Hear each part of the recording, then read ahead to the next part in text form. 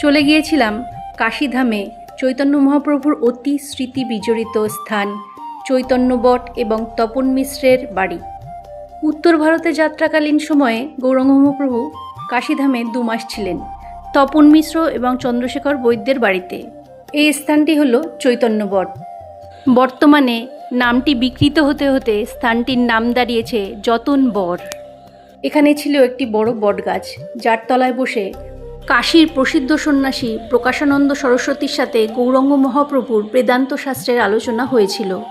প্রকাশানন্দ সরস্বতী মহাপ্রভুকে কেবল একজন আবেগপ্রবণ বৈষ্ণব সন্ন্যাসী ভাবতেন, কিন্তু তার অসাধারণ বিনয়, শাস্ত্রজ্ঞান আর ভক্তিভাব দেখে তার মন বদলে যায়। তার 10,000 শিষ্যদের নিয়ে তিনি গৌরাঙ্গ মহাপ্রভুর শরণে যান। মহাপ্রভু প্রকাশানন্দর নামকরণ করেন প্রবোধানন্দ সরস্বতী।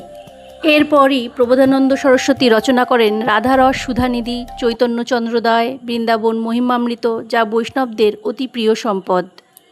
সকল বৈষ্ণব এবং চৈতন্য ভক্তদের কাছে আমার অনুরোধ, ভিডিওটা শেয়ার করে দিন, যাতে করে প্রায় লুপ্ত এই স্থানগুলি সংরক্ষিত হোক এবং সকল ভক্তগণ এই স্থানগুলি দর্শন করার সুযোগ পান।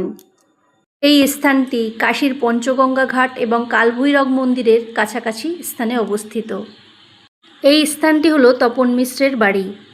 এইখানে থেকে সনাতন গোস্বামীকে 2 মাস ধরে গৌরাঙ্গ মহাপ্রভু শিক্ষা প্রদান করেন।